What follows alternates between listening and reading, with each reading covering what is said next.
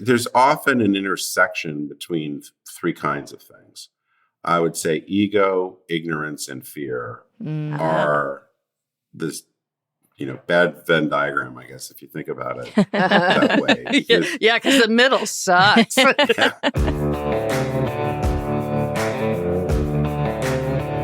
What would happen if we just told the truth? Welcome to Truth Works, where we dig into the nitty-gritty of leadership and work. And what needs to change. I'm Jessica Neal. And I'm Patty McCord. Our journey together started in HR, but trust us, it's evolved into something wild, honest, and, well, a bit rebellious. So throw out the handbook.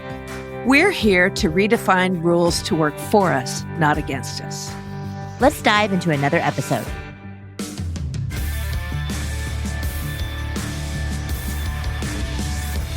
Hi, everyone. Welcome to another episode of Truth Works. I'm Jessica Neal, and I'm here with Patty McCord. Howdy. But the best news is I'm here with Steve Dennis, and Steve is a leading expert on strategic growth, innovation, and speaks worldwide on how businesses can reignite growth in the age of digital disruption. He's named a top 5 retail influencer by multiple organizations, and his thoughts, which we are going to get today on the future of shopping, are something that everyone's trying to tune into. And so we are so excited to have you here, Steve. I'm sure my little intro of you didn't do you justice, but do you want to tell us a little bit about you and how you got into this and how it all started?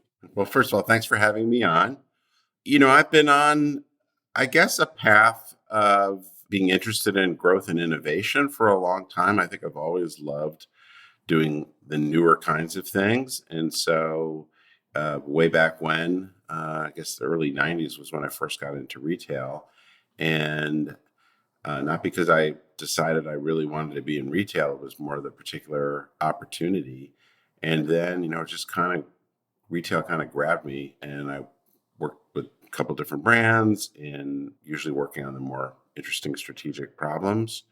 And that's just kind of evolved over time. And eventually I decided to go off on my own to do consulting and speaking and podcasting and all that kind of stuff. But yeah, the through line's always pretty much been about growth and innovation. But I've also been interested in why companies, organizations don't change as quickly as they need to. Because as a consultant or working in companies, you always come up against various barriers, obstacles to doing what most people know you need to be. So it's not, sometimes it's figuring out what needs to be done, but oftentimes it's, what needs to be done, but you just don't do it. Yeah. All three of us have that in common, the consulting gig. And, my thing is they know what to do. They just don't know how to quit the stupid stuff they're already doing. The starting part, I find, at least at the top, even in really large organizations, people get it, right? They know that, that's the whole point of executive leadership is to have a strategic vision into the future and figure out what it's going to be. But I'm curious to see in your experience, how many people, it's fascinating to me how many people keep doing the same thing and expecting a different outcome. Right? Is it we'll go faster. We'll have a website. You can order online. And all of that is the innovation. Talk to me about that a little bit. Some folks listening might know Clayton Christensen's work, particularly his book, The Innovator's Dilemma. The Dilemma. Yeah. It was a Bible at Netflix. Which is from the 90s. So it's been a while.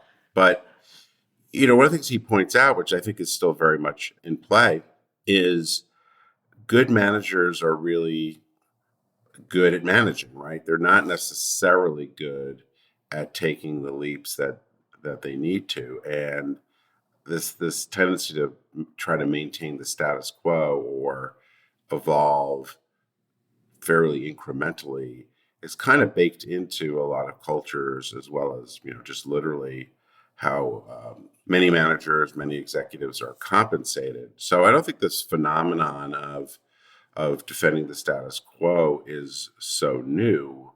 What I think is newer and more pernicious maybe is the the pace of change has accelerated so much. And so now you're slow and steady, which might have been a problem, 20, 30 years ago, can be an extinction event for you because things are just moving much more quickly.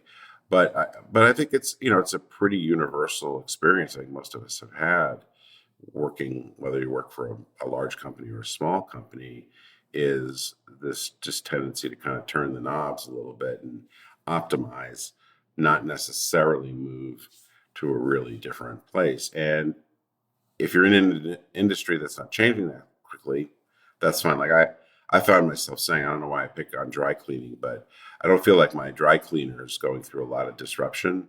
Maybe someday I'll show up and they'll be all robots and AI and everything. But I feel like, that business has been pretty stable. And so they don't necessarily need to do something all that bold. But if you're working in an industry that, is being reshaped by AI or being reshaped by some new sort of technology, then this incrementalism is really not going to serve you well. Well, that being said, I now choose my hairstylist and my dry cleaner and my plumber. We started talking about plumbers because I can pay them online and they'll tell me when they're coming on, and it's funny because back in the day people would say to me, and just too, right? Well, we're not a tech company, and now there's no company that isn't. Right. There's not anybody that. Speaking of shopping, Jessica was just talking about. I First said, of all, "Where do you shop? You live in the middle of nowhere." I love shopping. She's a shopper. I love to shop till I drop. Thank you for your service. Yeah, you're welcome. And honestly, like if I didn't have the career that I have, my other dream was to open up a retail store. I even have the name for it. But anyways, it's never going to happen because now I have a 4-year-old, and now shopping with a 4-year-old is not the same. It's just, he's hiding under the clothes and I can't focus. So I do a lot of shopping online. But the thing that outside of just talking about shopping that I was excited to talk to you about is that this dilemma, if you will, of innovation is one of the things that Patty and I talk about all the time, which is it's in the organization, it's likely a cultural working issue, how the company's being led, how the company's making decisions to realize innovation, to accept disruption, even just to have a culture of risk. And I think you talk about this a lot, like a culture of risk and experimentation and testing. You have to have the right leaders at the top that are going to foster that type of environment to have that be pervasive in the organization. So tell us some stories about when you've seen that happen, when you haven't seen that happen, because I think all of us, shoppers and just consumers in general, we've seen stores that we love fade away, right? And we've seen stores that we didn't know we were going to love, like blow up out of nowhere, right? I think you worked with Warby Parker, which Patty actually worked with Warby Parker a lot too. I did. And so anyways, tell us some stories. Well, I don't know if this exactly answers your question, but one of the things I do starting a consulting assignment or doing a workshop or whatever with one particular company is I'll ask whether the culture is fundamentally wired to say yes or wired to say no. And what happens almost always, and it's not a random sample, usually the companies that have brought me in, fit into a certain kind of category, but it's like everybody knows that the right question, or the right answer, I should say, is wired to say yes, because that sounds, like, oh yeah, we're supposed to be on offense rather than defense. But typically the truthful answer is wired to say no. And I think, again, it gets back to what we started with, which is, so many companies are protective of their existing business. When I worked at Neiman Marcus, for example, we were doing a lot of things correctly, but we weren't really innovating. And some of that had to do with, which at one level is very noble, protecting this legacy this famous brand with very good financial results, very good customer metrics, all that kind of stuff. So we were doing really, really well. And so I would say the leadership there was mostly about, don't screw this up. Right. That was the orientation. We have a good thing going. Yeah. Yeah, we have a good thing going. And why would we want to risk? And, and some of it was particular to the CEO at the time, was close to retirement. So, I mean, there's some particular factors. We had been bought by private equity with a bunch of debt. So that made us, in some respects, more risk averse. But I would say fundamentally, it was this protection of this good thing we have.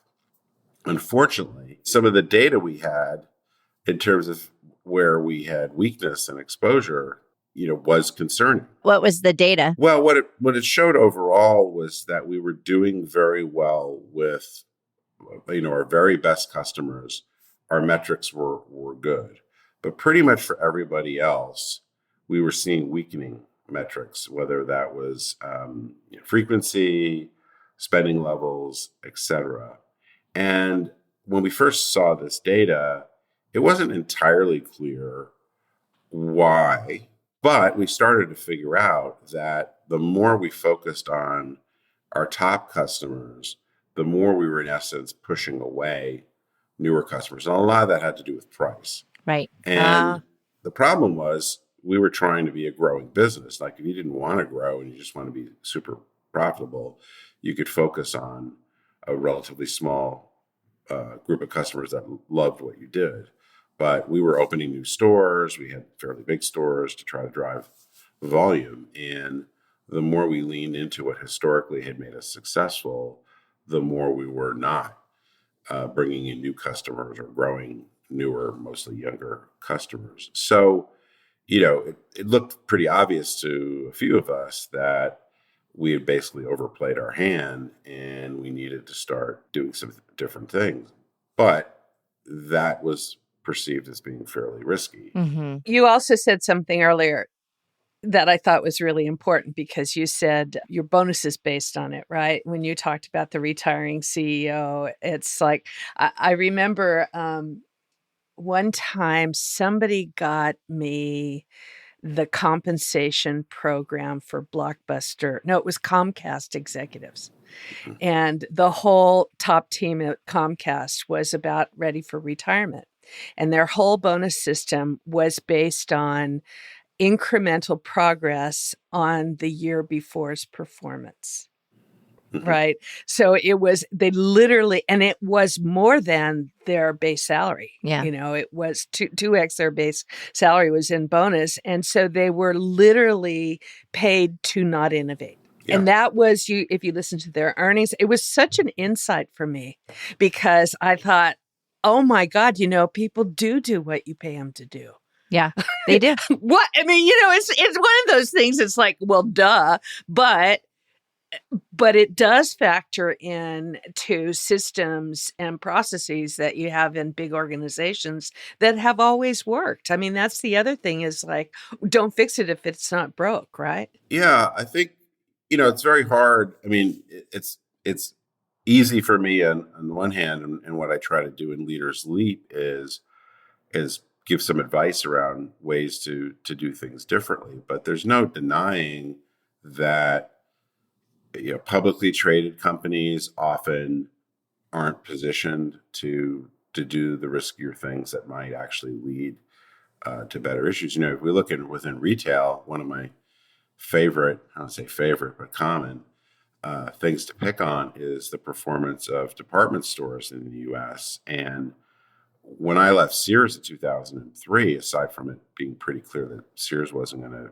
resurrect itself, every metric in the department store industry, at least the more mid-priced department stores like Macy's, JCPenney, Kohl's, the metrics were deteriorating. And it was pretty clear, even 20 plus years ago, that business was largely migrating to off-the-mall players like TJ Maxx and so forth. And it's like a slow motion crisis, because every year the department stores have lost market share. I'm sure they all have data as to where the business is going and why. And yet, almost everything they've been focused on has either been closing stores, cutting costs, or trying to be a better mall-based department store. But that's not, the answer. But I'm not sure, I don't know for a fact how much of it is caused by the incentive systems of those particular companies. I think some of it just has to do with they were bad at understanding the risk, and they just couldn't get out of their own way. But I'm sure in general, the incentives to do something riskier were not there, and now most of them are beyond repair. I think in many cases. Right. So I think we see this is it's pretty common across a lot of industries that these iconic, once successful brands, whether we're talking about a Blockbuster or a Toys R Us or what have you, that they just can't get out of their own way. Yeah. And I mean, we played a part in that Blockbuster story, Patty and I at Netflix. But, one of the things that I appreciated about Reed was he was one of those leaders who really fostered a culture of risk-taking, thoughtfully innovation. And, when we were pivoting from DVD to streaming, he was so fearful that DVD would prevent us from making that next leap. Right? He didn't want any of us to talk about it. He didn't want us to look at it. He didn't want us to it was making all the money. Right?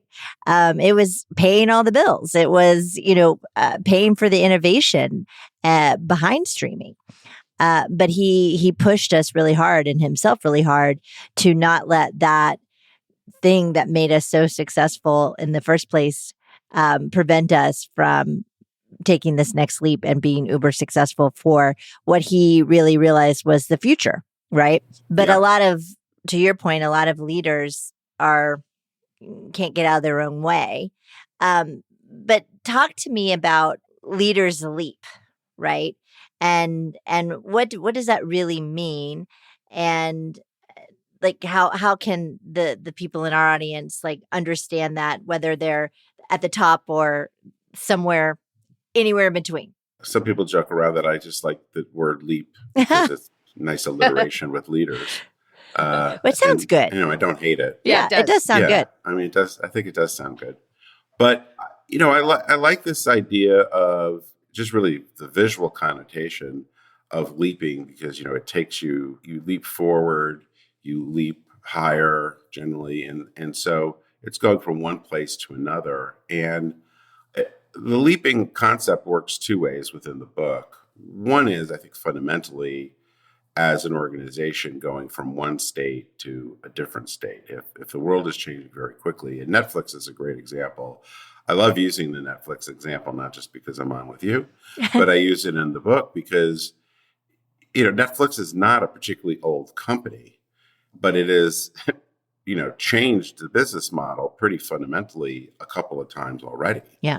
And then you look at so many other companies which haven't done anything meaningfully different in many cases for decades. So the argument I make in the book is if you're going to leap as an organization or leap as a business, there are leadership leaps you must make as well. And one of the things I think is different about this book is there's lots of great business strategy books out there, many of which I reference in Leaders Leap, but they're very focused on what I would say is an academic approach, a very left-brain approach to strategy. Mm-hmm. That doesn't mean they're not helpful. I enjoy Blue Ocean Strategy and Good to Great and all these kinds of things. But I think when we get down to why, at least in my experience, why most organizations don't change is because the leaders themselves haven't changed or they're not changing in the way they need to. So what I try to do is lay out these 7 leadership leaps and really they're going from one way of being as a leader to a fundamentally different way. And I think when you make those changes, you open yourself up to more possibilities. You see oftentimes what is denial, because I'm sure many, and I've seen this with my own experience as well as working with people. There's a fair amount of denial that goes on that, oh, if we just get a little bit better at X, Y, and Z, that will be our salvation.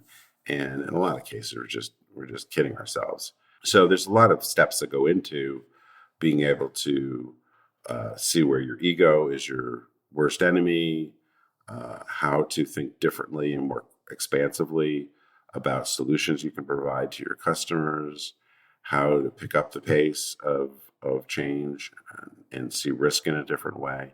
So I try to point to a number of things that I think get in the way of leaders positioning themselves to lead their organizations in a often fundamentally different way. And I've had people say, well, I may be giving the impression that everybody needs to take some really big, bold step. And I think that's very clearly not the case. The concept and the subtitle of transforming your company at the speed of disruption is you need to understand the speed of disruption. Like I was saying earlier about dry cleaner, speed of disruption, very, very slow. Therefore, not a lot of change is required. But plenty of businesses, the speed of disruption is quite significant. So not only do you have to watch your speed, you also have to watch how much more value you need to deliver to the customers to meet their needs, stay ahead of the competition. So there's an individual situation you've got to evaluate. Mm-hmm. Yeah.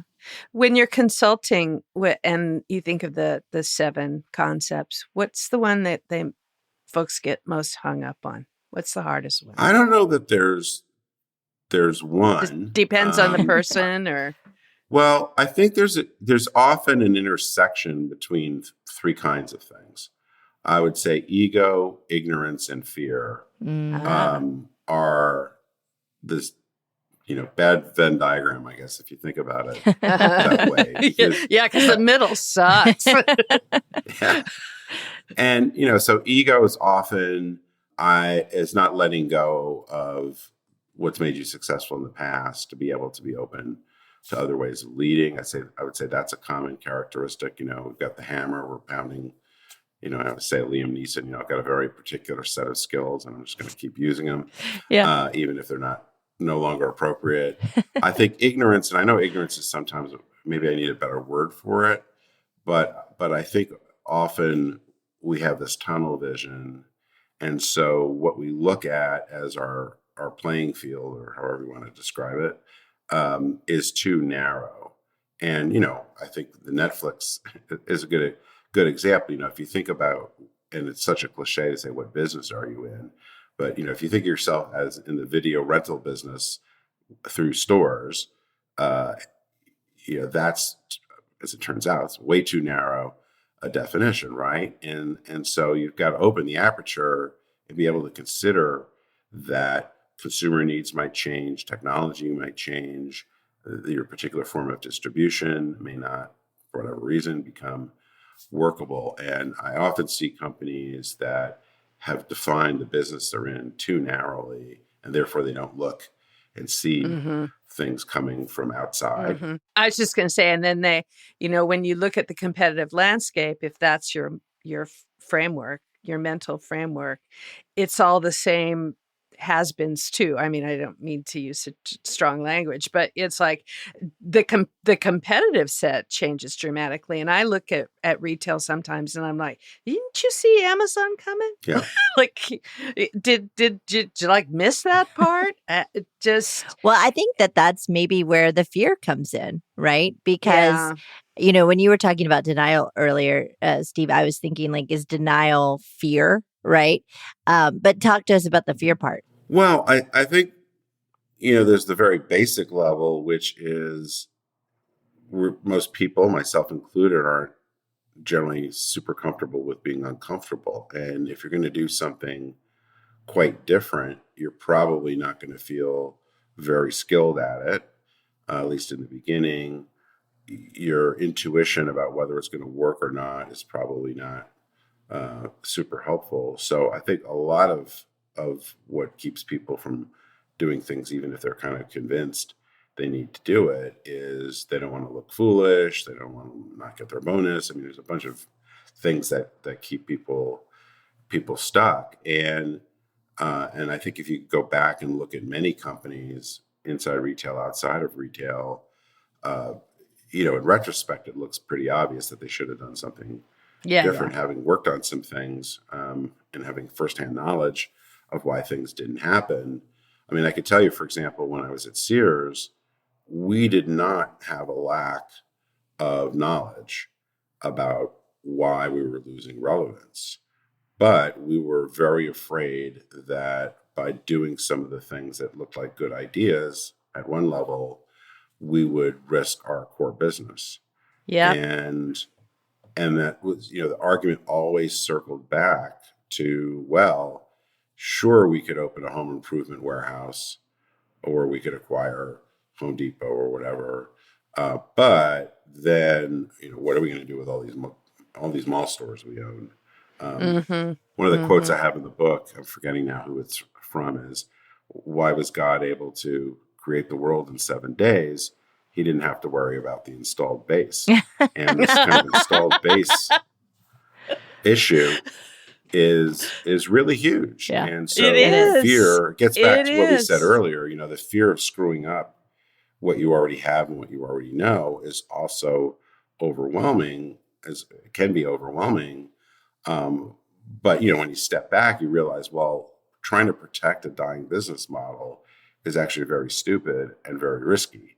It just doesn't seem so risky in the moment. Right. And, I think just as human beings, we're not very good at assessing long-term risk. I'll tell you from being inside of it, inside of the tumultuous change. One of my favorite stories is we were at a offsite meeting, a corporate offsite meeting, and one of our product guys was talking about making big leaps, right? This year we're going to climb Kilimanjaro, right? We weren't going to make incremental progress. This was going to be amazing.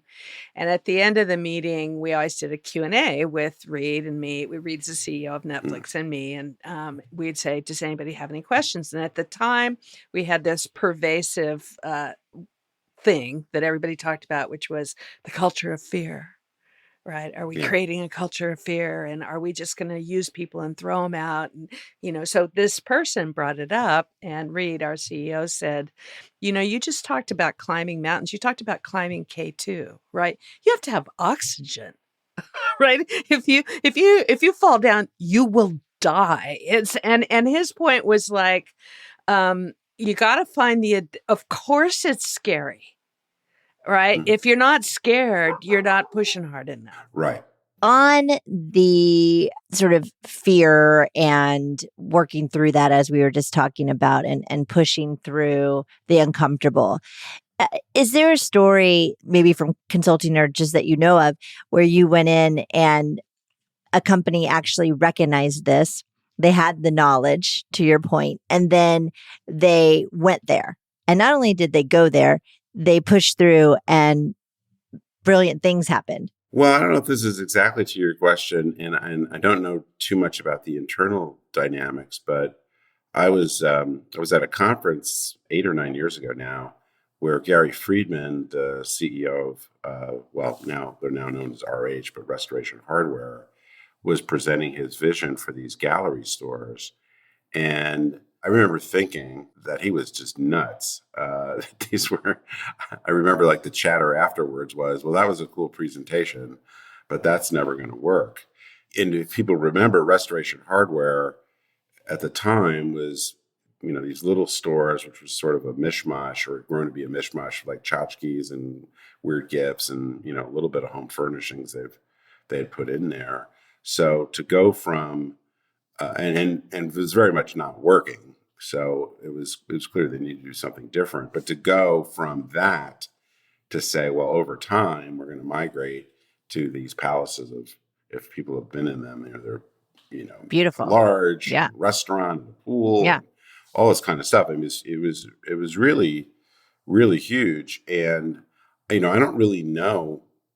I mean, I remember in his telling of why they needed to do this was both a mix of what we're doing currently isn't working, but it was more, I would say, this opportunity that there isn't, for certain customers, there isn't a place, there's the shop with decorator kind of thing, and then there's lots of these furniture stores, but there isn't a place that really helps their target customer visualize how their product would look in the store. So, I mean, he had an insight about possibility.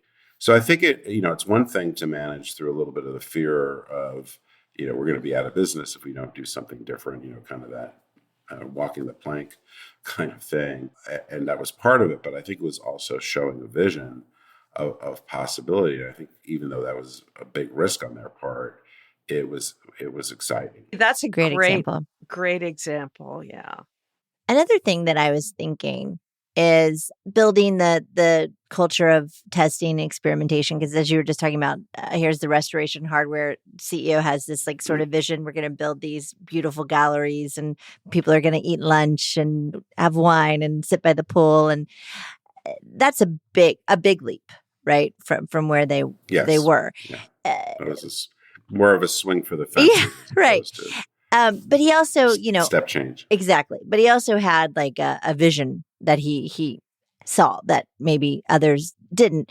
But how do you build this sort of culture of experimentation and testing and risk, taking some leaps and learning from them? Because, maybe it's not going to work, but you have to try something. Well, it's really interesting to me that, because this idea of a culture of experimentation or test and learn is not a new idea. And it's still fascinating to me when I go into companies or observe companies that are so bad at doing it. And I have to say, I really don't understand what the resistance is. I do think there's a little bit of companies thinking like there's some magical formula. This idea that somehow there's going to be like this perfect innovation process that, if you could just discover it, you could put it in place and everything would be good. And I said, it's not my experience that there's definitely some better things to do than not. And, it's worth exploring that a little bit. But the single biggest determining factor between companies that innovate is the number of things they try. Mm-hmm. That's the biggest thing. Companies that come up with more innovation try more stuff. Now, they may have other good processes that support that. So I'm really not sure why it's so mysterious. And I think it must come down to fear, because at some point you have to make a decision. Like I can tell you, when I was at Neiman Marcus, for example, we were not testing anything basically. And, I just said, well, we need to start testing more. This had to do more initially with personalizing, more personalization testing in some of our marketing. But the problem was, well, we had to have a budget for it. It wasn't like from my prior jobs, I knew what to do. But I said, we're going to need, can I get like $600,000, which, $4 billion company, you wouldn't think that would be a big issue, but it had to come from somewhere. And that started to get into the intramural warfare. Well, where's that? That's going to come from this division or that division or whatever.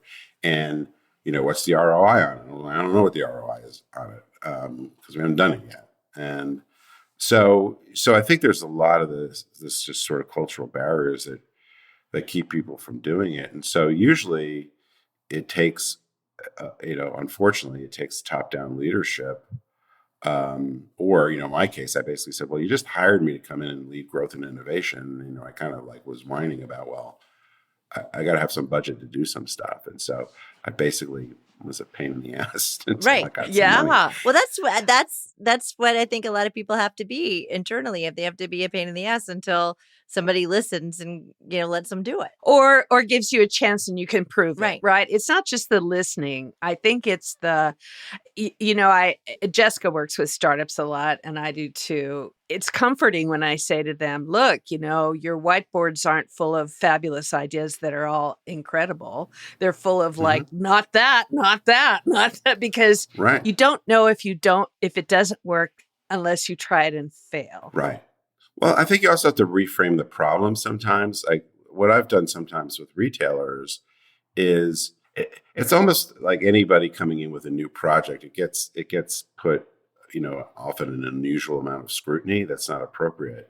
But I remember I've had a couple of times breakthroughs with clients where if you talk to them about the risk they're taking buying inventory, like in the fashion business, every season, like in Neiman Marcus, we were spending hundreds of millions of dollars every season buying merchandise that had never, products that had never been sold before. So you're using your judgment, obviously, as to how well this dress or shoe or whatever is going to sell. But I mean, it's enormously risky, but it was a risk we were used to, whereas experimenting a little bit on social media, and so it's just, I think you often have to reframe a way of thinking about it and try to keep your eye on the prize, so to speak, of where you're needing to get to.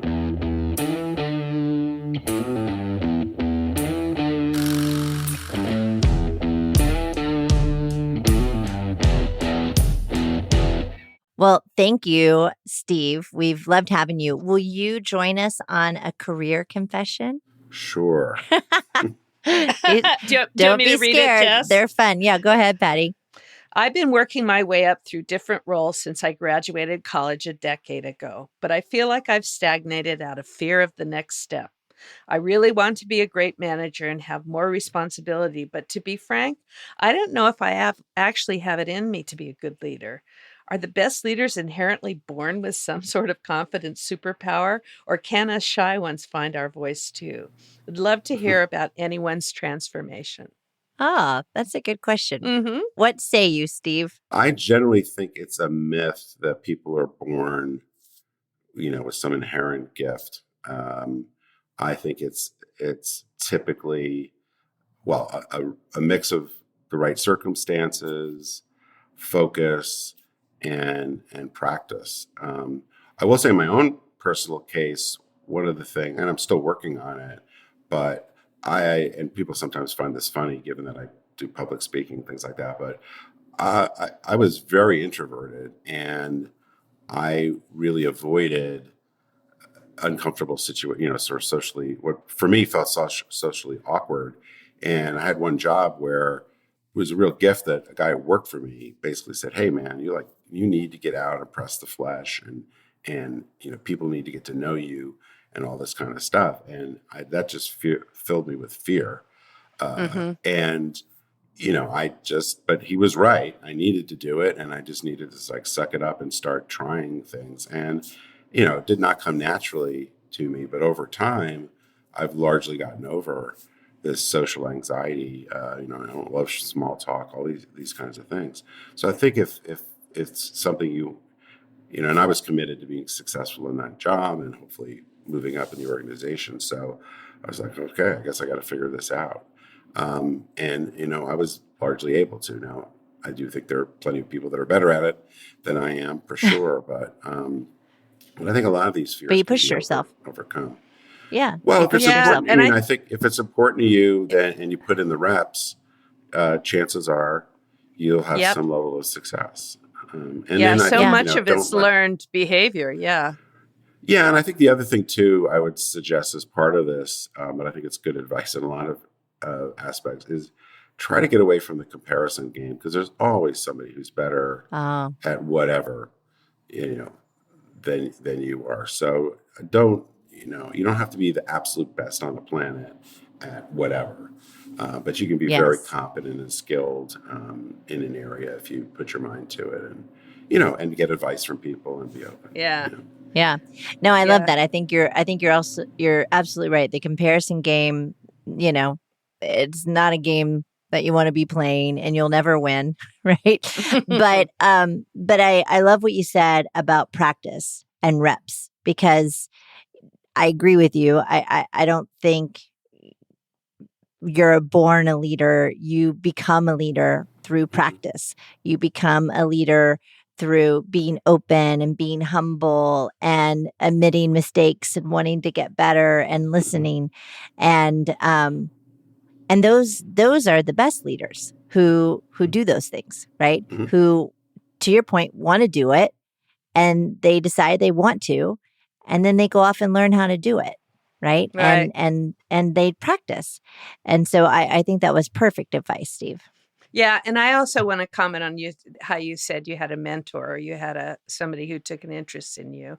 I'll flip the comparison game around. Sometimes those folks that you're comparing to, this is scary too, so I'll admit it's scary up front. But sometimes if you just sit down with those same folks and say, "How'd you get to be who you are?" People love to talk about themselves. Yes. And you might find out that person was just like you.